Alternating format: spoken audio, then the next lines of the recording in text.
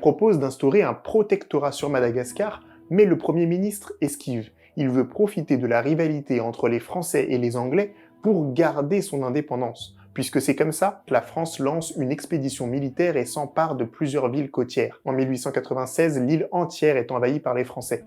Le général Gallieni fait exiler la reine Ranavalna III en Algérie, il exécute certains ministres, il réprime les résistances et surtout, il met en place une politique de race.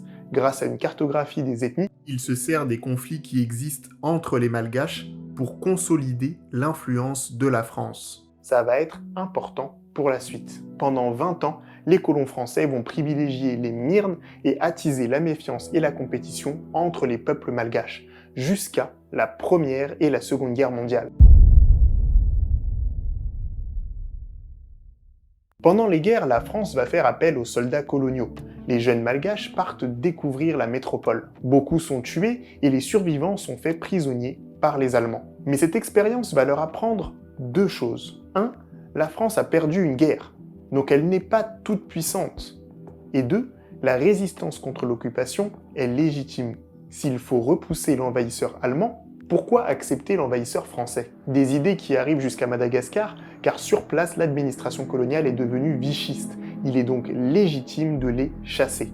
Avec l'aide des troupes anglaises, les Malgaches restés sur l'île vont entrer en résistance contre les Français vichistes. Ils organisent des sociétés secrètes, prennent le maquis et développent des revendications nationalistes. En mai 1942, grâce à l'opération Ironclad, les Anglais et les résistants malgaches reprennent le contrôle de l'île qui passe sous commandement anglais pendant 1 an. Tout juste le temps que les troupes de De Gaulle soient assez fortes pour réinstaller la colonisation française.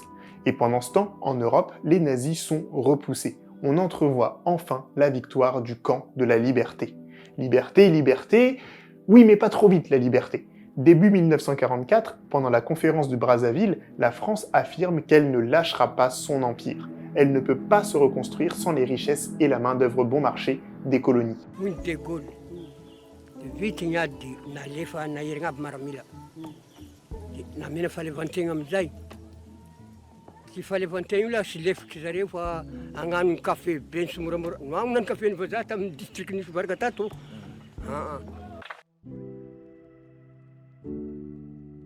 Les soldats malgaches rentrés de France sont furieux. Petit à petit, ils commencent à rejoindre les sociétés secrètes qui avaient lutté contre les vichistes. Mais en parallèle, une autre forme de résistance s'organise. Une résistance légale et non violente.